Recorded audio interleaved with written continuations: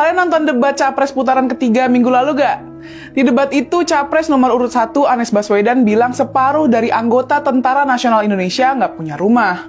Tentara kita separuhnya tidak punya rumah dinas, sementara menterinya punya lebih dari 340.000 hektar tanah di Republik ini, kata Anies. Mirisnya, pernyataan itu nggak didukung data yang valid. Kepala Biro Humas Kementerian Pertahanan Edwin Adrian Sumanta langsung meluruskan pernyataan itu Senin lalu. Dia bilang rumah dinas TNI itu cuma diperuntukkan buat mereka yang sudah berkeluarga. Sedangkan mereka yang masih belum berkeluarga atau bujangan, mereka diberikan fasilitas tempat tinggal di mes atau barak. Selain itu, data kebutuhan rumah dinas prajurit TNI itu bersifat sangat dinamis. Ini dipengaruhi sama kondisi mereka yang memasuki masa pensiun atau baru saja menikah. Nah, menurut data saat ini, rumah yang belum terrealisasikan adalah 100.000 unit dari total 350.000 unit. Kalau dipresentasekan, ini setara dengan 28% dari kebutuhan rumah para anggota TNI. Ini jelas banget ya, berbeda sama pernyataan Anies yang bilang kalau separuh atau 50% tentara Indonesia tidak memiliki rumah.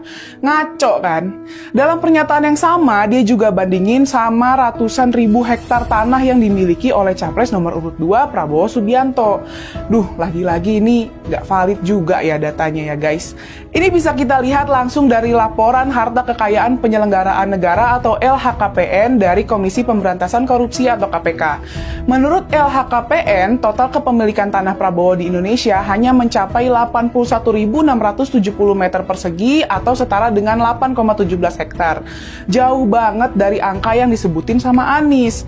Jadi jelas ya, apa yang disampaikan Anies soal Prabowo dalam debat Capres ketiga ini lagi-lagi cuma pernyataan yang nggak didukung data yang valid. Kayaknya Anies lakuin ini cuma buat menutupi kegagalannya sendiri ya semasa menjadi Gubernur DKI Jakarta dan terlalu berambisi menjadi presiden. Semoga kita nggak terkecoh dalam memilih calon presiden yang pintar mengolah kata tapi jeblok soal memvalidasi data yang benar. Yuk jadi pemilih yang cerdas.